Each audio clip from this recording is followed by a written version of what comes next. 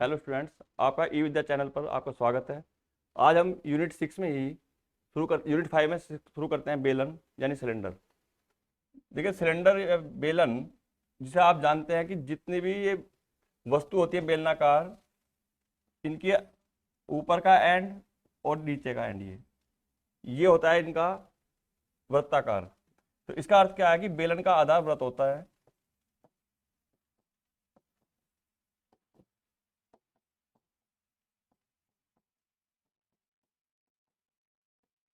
सबसे पहले आपको ध्यान रखना है कि जो बेलन है इसका जो बेस है वो वृत्त है। तो वृत्त के हिसाब से आप ये देखेंगे इसकी त्रिज्या हो गई आर, और ऐसे ही इसके जो ऊपर का एंड है इसकी त्रिज्या भी आर हो गई, और इनका जो बीच का डिस्टेंस है वो इसकी हाइट हो गई। तो बेलन के आधार की परिधि,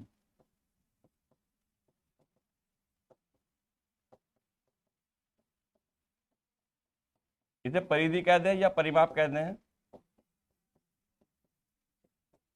और बेलन के आधार का क्षेत्रफल,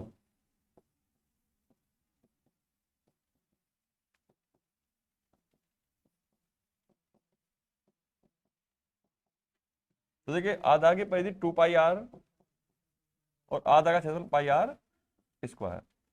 तो क्योंकि ये वृत्त की परिधि है 2 पाई आर, और हमने बताया आधार क्या होता है इसका वृत्त, और आधार का क्षेत्रफल लिखा आपने पाई आर स्क्वायर, ये क्षेत्रफल है वृत्त का क्षेत्रफल पाई आर स्क्वायर। तो दो फॉर्मूले आपने देखा, ये वृत्त के परिधि और वृत्त के क्षेत्रफल के बराबर है। और जब हम ये कहते हैं कि ये बेलन बना कैसे है, तो आप इस बेलन को बनते हुए समय देखें कि अगर हमारे पास कोई आयताकार कागज का टुकड़ा है और हम कह रहे हैं कि ये 20 सेंटीमीटर है और ये मान लीजिए 10 सेंटीमीटर है, तो हम इस कागज को मोड़कर दो तरीके से बेलन बना सकते हैं। तो दो तरीके के जो बेलन होंगे कैसे होंगे कि अगर हमने इस कागज को मोड़ दिया 20 वाली भुजा को, तो इसकी ऊंचाई बनेगी केवल 10। तो उस स्थिति में ये ऊंचाई तो होगी 10 सेंटीमीटर, जो चौड़ाई थी 10 सेंटीमीटर तो बन गई ऊंचाई, और जो ये लंबाई थी इसको हमने मोड़ के बना दिया परिमाप। तो इसमें आधार का परिमाप,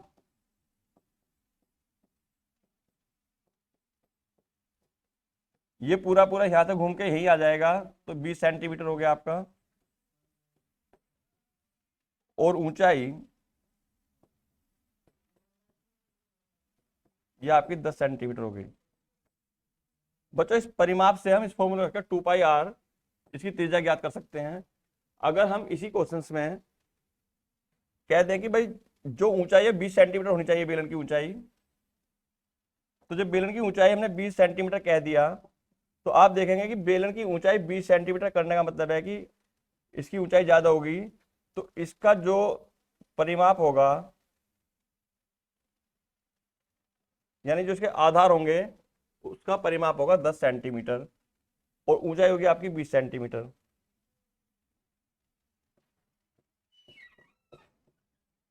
तो इसमें आधार का परिमाप 10 सेंटीमीटर,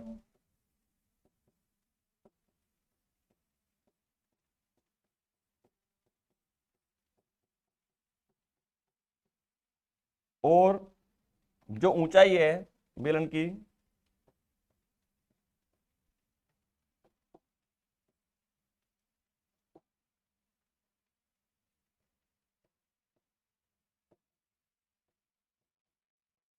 ये आपको जाएगी 20 सेंटीमीटर।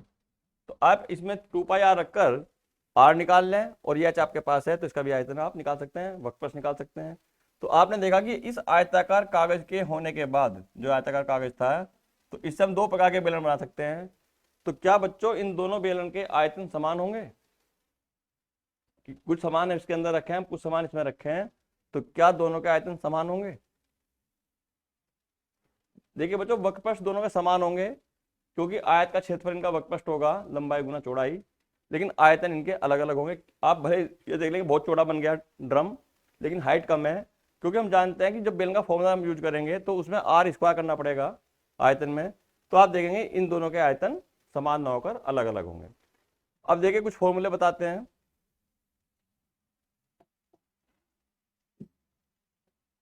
कि अगर आपके पास एक सिंपल बेलन है, ये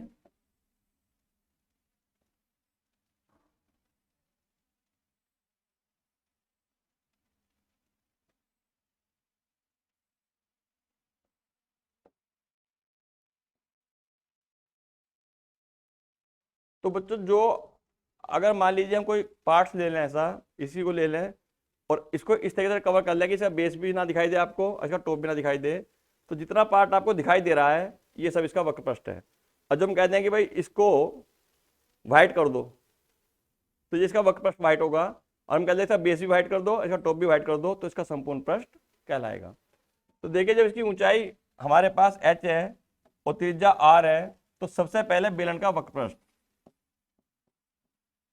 बेलन का वक्र पृष्ठ, इसे आप वक्र पृष्ठ क्षेत्रफल कह दीजिए या पार्श्व पृष्ठ क्षेत्रफल कह दीजिए। ये बनता है 2 पाई r h। बेलन का संपूर्ण पृष्ठ,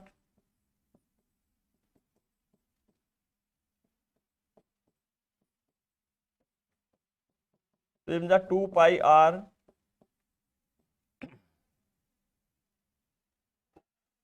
अब देखो इसमें बनाने से पहले इसमें एक बात और बता दें, आप ये जानते हैं कि वक्र पृष्ठ तो होगा ही होगा, इसके दो सिरे होंगे, तो बेलन का वक्र पृष्ठ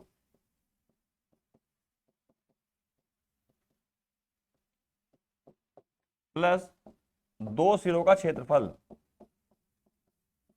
दो सिरों का क्षेत्रफल, area of two ends, one and and second and. तो वक्र पृष्ठ आपको पता 2 पाई आर एच,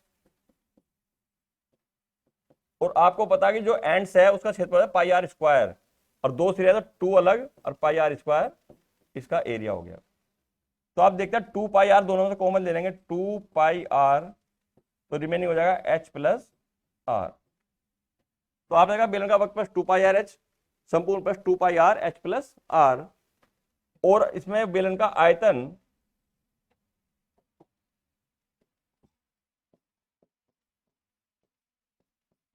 बेलन का आयतन बराबर पाई आर स्क्वायर एच। बच्चों ये तीन फॉर्मूले में याद रखने पड़ते हैं। इसके बाद अगर बेलन खोखला हो,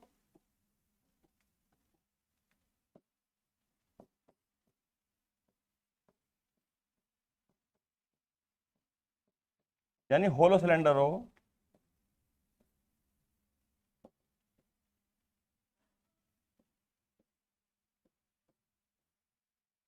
तो उस कंडीशन में क्या होगा, आप ये देखेंगे कि जो बेलन होगा उसके अंदर दो रेडियस होंगी,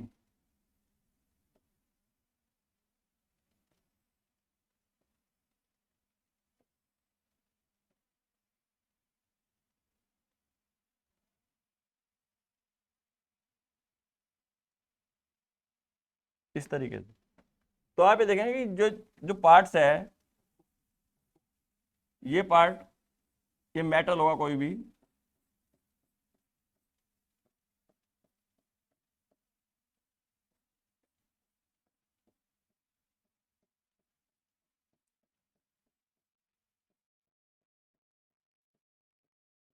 जैसे आप घरों में देखते हैं प्लास्टिक के पाइप, तो पानी आप यहाँ से डालेंगे खोखले पाइप जिसमें से व्हाइट पार्ट दिखाई दे रहा है आपको, तो ये पानी से व्हाइट पार्ट से बाहर निकल जाएगा।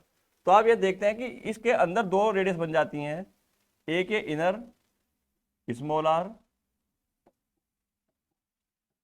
और एक ये आउटर कैपिटल आर। तो रेडियस कैपिटल आर और स्मॉल आर, लेकिन जो हाइट है वो सेम रहेगी दोनों के लिए, ये h। तो यहां आप निकालते हैं पहला फॉर्मूला,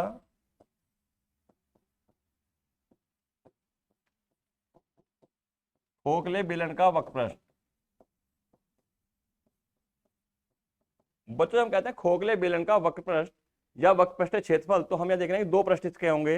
जब ये खोखला होगा तो एक तो इसका ऊपरी पृष्ठ होगा और एक इसका आंतरिक पृष्ठ होगा। तो हम जान रहे हैं कि दो त्रिज्या हमने ली हैं, एक तो 2 पाई कैपिटल आर एच और दूसरा 2 पाई स्मॉल आर एच। तो ये बन जाता है 2 पाई कैपिटल आर एच और 2 पाई स्मॉल आर एच। तो बच्चों ऐसे याद ना कर कर हम देखते हैं इसमें 2 पाई एच कॉमन आ जाता है, तो 2 पाई कॉमन ले लें और एच को कॉमन ले लें, तो क्या बन जाता है radius R plus small R. ये जो आर कैपिटल है ये आउटर रेडियस है, यानी बाह्य त्रिज्या, और ये जो स्मॉल आर है ये आपकी इंटरनल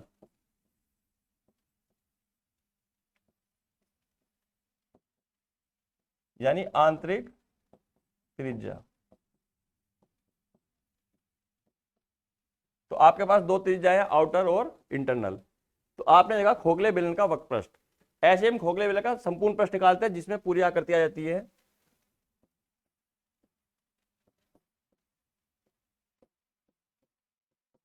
खोखले बेलन का संपूर्ण पृष्ठ,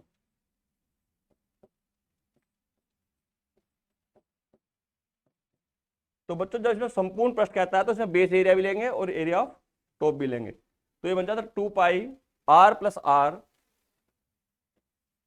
2π capital R plus small r और h plus capital R minus small r। ये जो कैपिटल R प्लस R और capital R minus small r है ये बन जाता है R square minus small r square. यानी जो रिंग बन रहा है, जो छल्ले बन रहे हैं, ये आपका रिंग है। रिंग की दो रेडियस होती हैं, ये इंटरनल और ये एक्सटर्नल। तो external area minus internal area, तो बच्चों पाई कॉमन ले लेते हैं, बन जाता है R square minus R square. ये पाई R प्लस R और R माइनस R।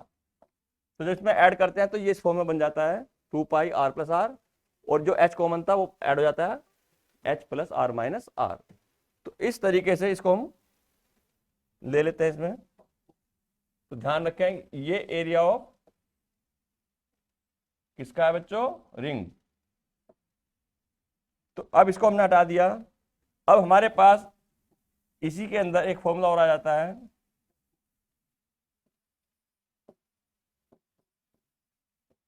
खोखले बेलन का आयतन यानी वॉल्यूम ऑफ होलो सिलेंडर।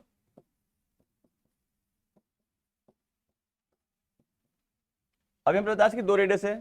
अगर वो कहते हैं कि पहले आउटर वॉल्यूम निकाल लें तो pi capital R square H क्या बन जाएगा, pi capital R square H. फिर इंटरनल निकालना pi small R square H. तो बच्चों यहाँ पे हम देख रहे हैं कि दोनों पाई एच कॉमन हो जाता है, तो पाई एच कॉमन, तो R square minus small R square. तो फॉर्मूले को इस फॉर्म में याद कर लें, एक फॉर्मूला इस फॉर्म में याद रखें, दूसरा इसमें, तीसरा इस फॉर्म में। तो आपके तीन फॉर्मूले खोखले बेलन के हैं और हमने तीन फॉर्मूले आपको बेलन के बताए, और ये बताया कि बेलन का आधार वृत्त होता है, वृत्त की परिधि 2πr और वृत्त का क्षेत्रफल πr स्क्वायर। अब देखिए इनसे रिलेटेड क्वेश्चन कैसे सोल्व करते हैं।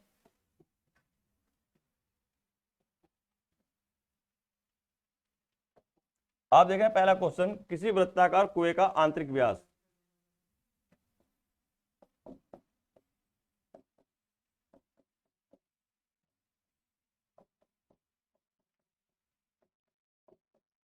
ये जो इंटरनल डायमीटर है 3.5 मीटर है और ये 10 मीटर गहरा है। तो बच्चों पहले रेडियस निकालेंगे, आंतरिक त्रिज्या R इक्वल टू व्यास बटे 2, तो 3.5/2, पॉइंट रिमूव कर दें यहाँ से, तो 5 7 जा 35, 5 4 जा 20, तो 7/4 मीटर। तो बच्चों इंटरनल रेडियस आ गई, आंतरिक त्रिज्या हो गई। अब इसकी गहराई जो है यह 10 मीटर, गहराई 10 मीटर है। तो ज्ञात कीजिए आंतरिक वक्र पृष्ठीय क्षेत्रफल।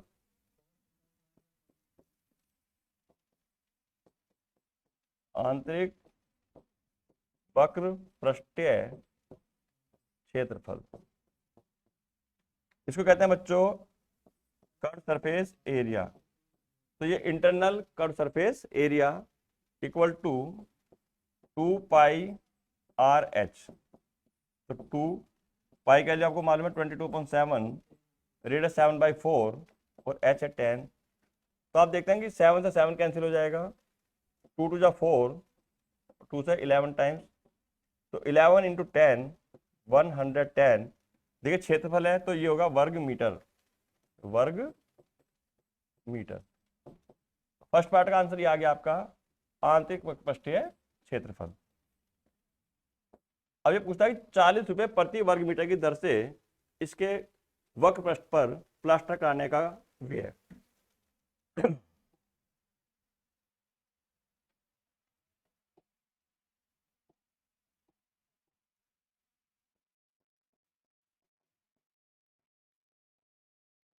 वक्र पृष्ठ पर प्लास्टर कराने का कुल व्यय, यानी कुल कितना खर्च होगा। तो ये डिपेंड करता है कि रेट क्या है और हमारा एरिया कितना है। तो एरिया था 110 वर्ग मीटर और रेट है 40 रुपये प्रति वर्ग मीटर। तो 110 एरिया को हम 40 रुपये से मल्टीप्लाई कर देंगे तो 2 जीरो तो आपकी आ जाएंगी और 11 की गुणा 4 में करें 44, तो 4,400 रुपये टोटल कॉस्ट आएगी इसको प्लास्टर कराने में। आपकी समझ में आ गया होगा क्वेश्चन। चलिए नेक्स्ट क्वेश्चन।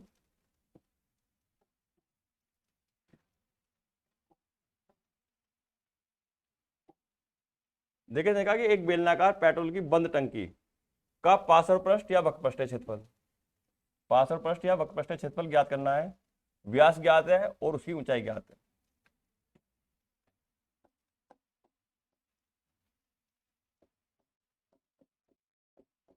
व्यास है 4.2 मीटर, तो त्रिज्या हो जाएगी आपकी, त्रिज्या r बराबर व्यास बटे 2, तो 4.2 डिवाइड बाई 2 2.1 मीटर। जो ऊंचाई दी गई है h,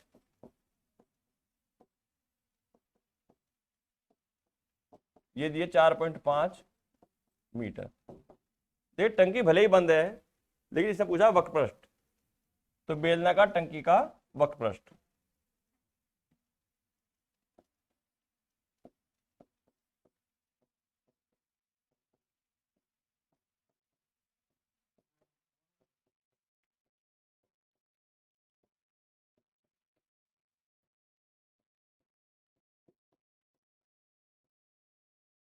तो बच्चों बन जाएगा 2 पाई आर एच।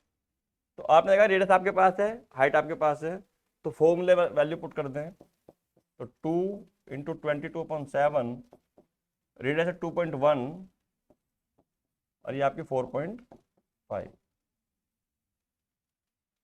तो बच्चों इसमें अगर हम पॉइंट रिमूव कर देंगे तो ये बन जाएगा 2 इंटू 22/7 इंटू 21/10 इंटू 45/10। तो अब आप ये देख रहे हैं कि इसके पॉइंट हमने रिप्लेस कर दिए, यहाँ से हटा दिए। तो अब 7 3 21,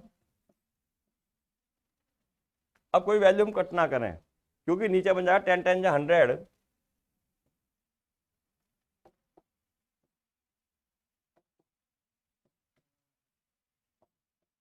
तो ऊपर 2 इंटू 22 और 3 इंटू 45।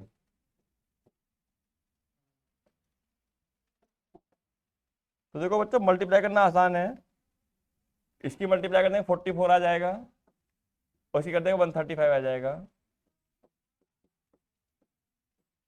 अगर हम कर दें 22 2 जा 44 और 45 3 जा 135, अब इनकी फर्दर मल्टीप्लाई कर दें, 4 पंजे 20, 2 4 4 12 तो 14, 1 4 4 1 5, तो यही आ जाएगा सब 540। तो आप ये देख रहे हैं कि 5940/100।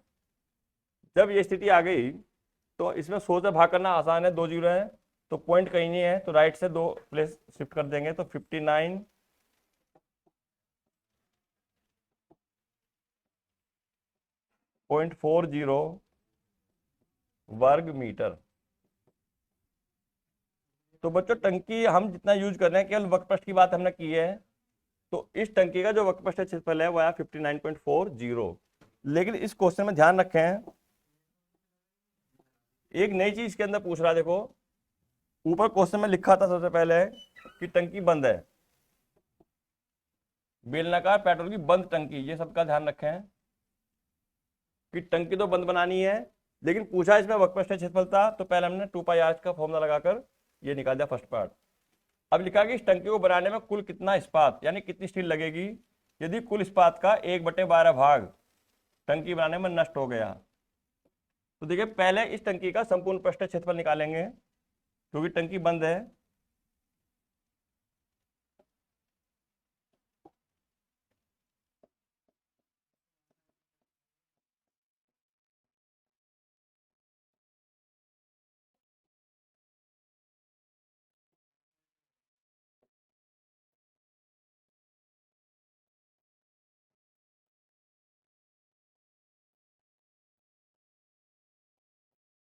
तो बच्चों बेलनाकार बंद टंकी का संपूर्ण पृष्ठीय क्षेत्रफल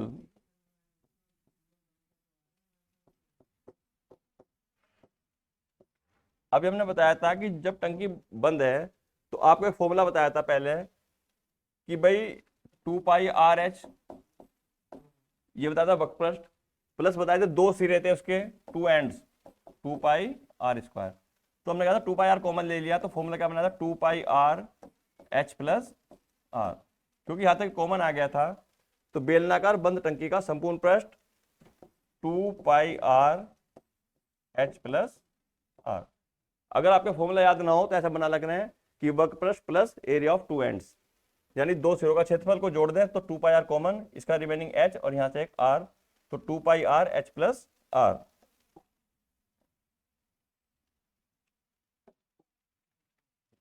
अब आपके पास 2π का वैल्यू 22.7। अब देखिए r था 2.1, वैल्यू वही यूज करेंगे, r की वैल्यू 2.1, h की वैल्यू 4.5।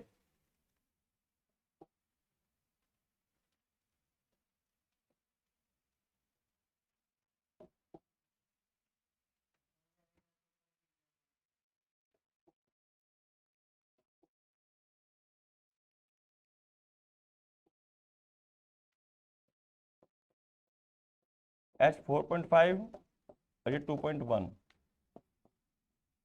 तो ये 44/7, इसकी मल्टीप्लाई हमने कर दी, इसको दिया 21/10, इसका पॉइंट रिमूव कर दिया।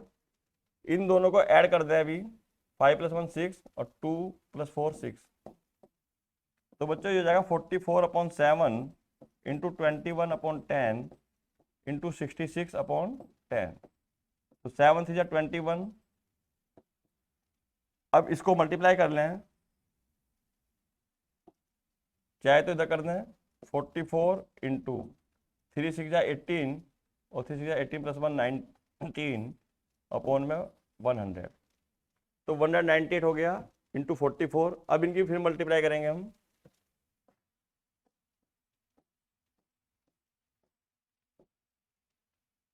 फिर 4 × 32 3, 4 × 36 3 39, 3 4 × 4 3 7, तो एक बार हम करके देख लेंगे और फिर बाद में दूसरे 4 की मल्टीप्लाई भी यही आ जाएगी, 297, 9 × 11 1, 8 × 9 17 1, 7 × 1 8, तो आपका हो गया ये 87,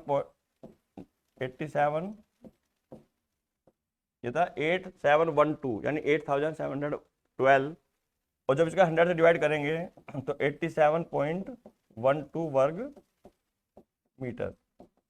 लेकिन बच्चों ये संपूर्ण पृष्ठीय क्षेत्रफल है, ये पूछा इस्पात की मात्रा कितनी होगी, स्टील की मात्रा कितनी होगी।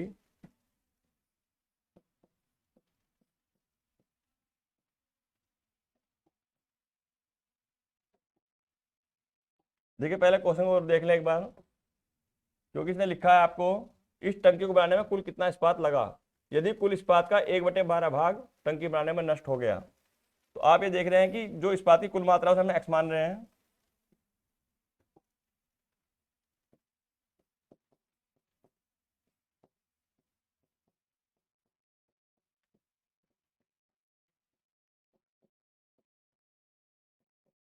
जो इस्पात की मात्रा मानी वो हमने मानी कि भाई x वर्ग मीटर। अब इसका क्योंकि 1/12 भाग नष्ट हो गया है, तो इसलिए x तो है ही टोटल मात्रा माइनस x का 1/12, जो बच्चों नष्ट हो गया उसको हम लेस करेंगे और इतना टंकी बनाने में लगेगा 87.12। तो इस बात को ध्यान रखकर टोटल मात्रा इस बात की माइनस वेस्टेज जो नष्ट हो गया इक्वल टू ये बाकी जो बचा टंकी बनाने में यूज हुआ। तो ये हो गया आपका x minus x/12 equal to 87.12। इनका बच्चों एलसीएम 12 आ गया, तो 12x minus x equal to 87.12।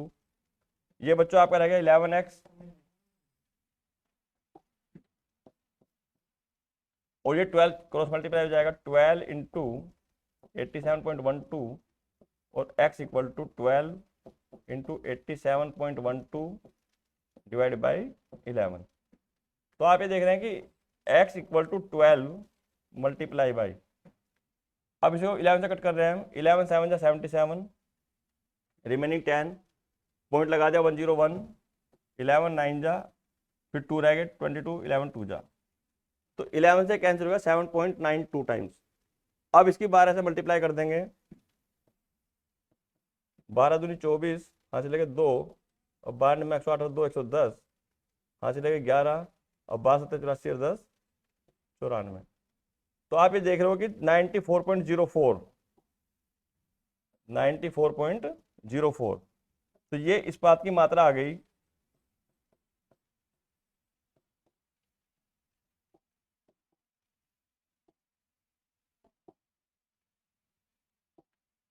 तो अतः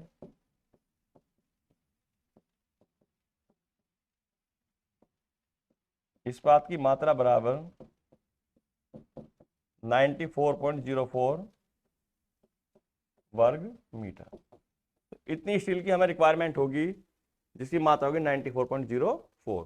तो बच्चों कुछ नहीं है इस क्वेश्चन में, पहले केवल वक्र प्रश्न पूछा था पहले पार्ट में, दूसरे में हमें संपूर्ण प्रश्न निकालना पड़ेगा क्योंकि टंकी बंद है और उसका 1/12 भाग वेस्टेज हो रहा है, तो हम उसकी मात्रा को मानते हैं इस बात की को x, और उसमें से 1/12 भाग लेस कर देते हैं, तो जो रिमेनिंग आता है उससे x की वैल्यू आ जाती है आपकी 94.04 वर्ग मीटर। चलिए नेक्स्ट क्वेश्चन।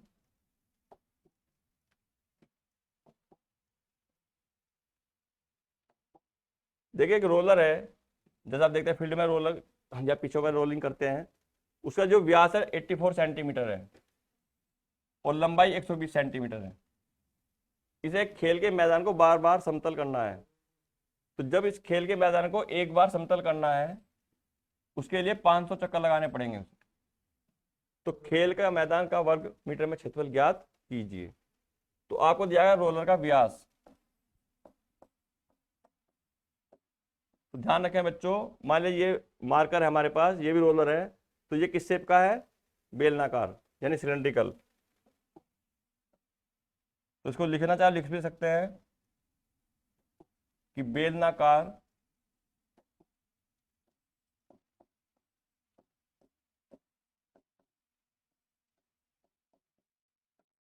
रोलर का व्यास इक्वल टू 84 सेंटीमीटर। तो बेलनाकार रोलर की त्रिज्या r बराबर व्यास बटे 2 in diameter upon 2, 84 upon 2 equal to 42 centimetre. जो लंबाई दी गई है रोलर की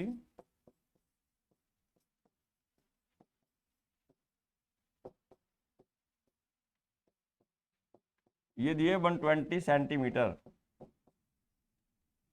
120 सेंटीमीटर। अब देखिए खेल के मैदान को एक बार समतल करने के लिए 500 चक्कर लगाने हैं, तो पहले हम निकालेंगे रोलर का वक्र पृष्ठ।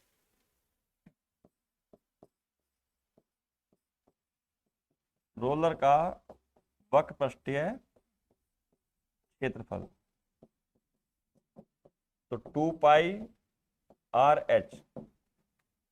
2 पाई की वैल्यू देखो बच्चों 22.7, रेडियस कितनी है 42, हाइट ये जो हम h कह रहे हैं तो इसमें h इक्वल टू एल होता है, ध्यान रखें l इक्वल टू एच, क्योंकि जो लेंथ है अगर उसे खड़ा करके नापे हैं तो वो इसकी हाइट बन जाती है। तो h के स्थान पर हम रख देंगे l की वैल्यू, तो ये हो गई 120, तो 7 6 42, इनकी मल्टीप्लाई कर लेंगे। पहले हम 22 की 2 में कर दी और 6 की 120 में कर दी। अब 720 इंटू 44,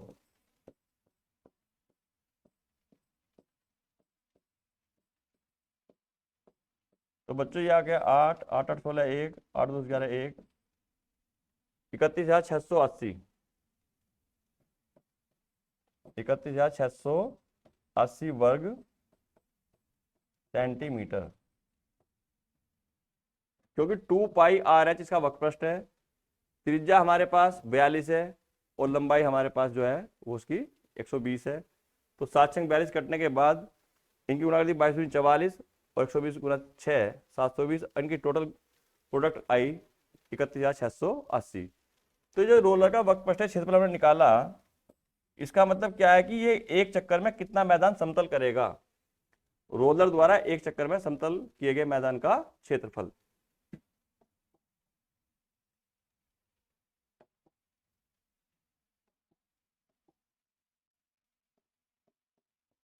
रोलर द्वारा एक चक्कर में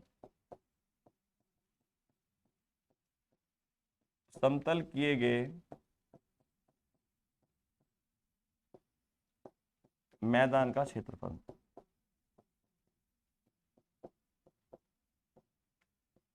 तो बच्चों जितना इसका वक्रपृष्ठ होगा उतना ही एक चक्कर में मैदान को समतल करेगा। और आपको बताया गया कि 500 चक्कर लगाने हैं इसको, तो इसलिए रोलर द्वारा 500 चक्करों में समतल किए गए मैदान का क्षेत्रफल। तो बच्चों इसकी 500 से गुना कर देना, 1 2 3 3 तो 0 हो गई, 5 40 4, 5 30 34 3, 5 5 3 8 और 5 15, कितने वर्ग सेंटीमीटर आया। आप एक चीज जानते हैं कि 1 मीटर बराबर 100 सेंटीमीटर। अब हम सेंटीमीटर से मीटर में बदल रहे हैं, या वर्ग सेंटीमीटर को वर्ग मीटर में बदलें, तो इसको अगर हम उल्टा लिख दें,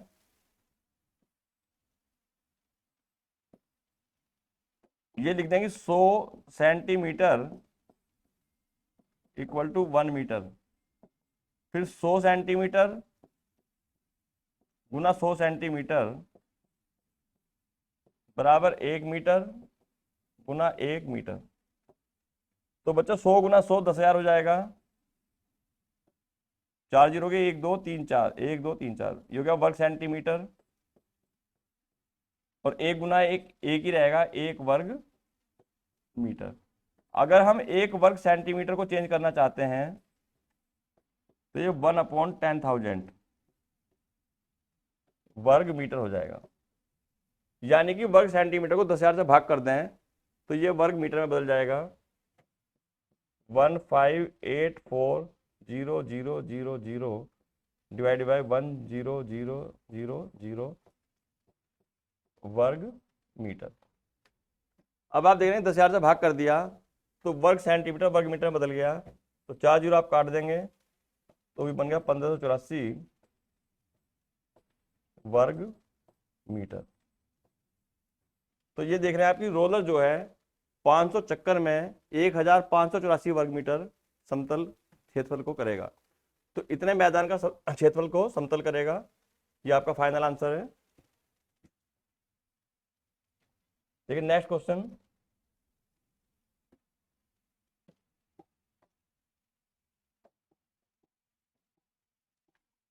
एक बेलनाकार बर्तन के आधार की परिधि 132 सेंटीमीटर है, ऊंचाई 25 सेंटीमीटर है, इस बर्तन में कितने लीटर पानी आ सकता है।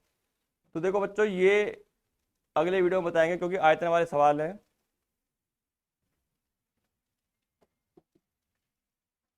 हैप्पी लर्निंग, मिलते हैं नेक्स्ट वीडियो में, टेक केयर।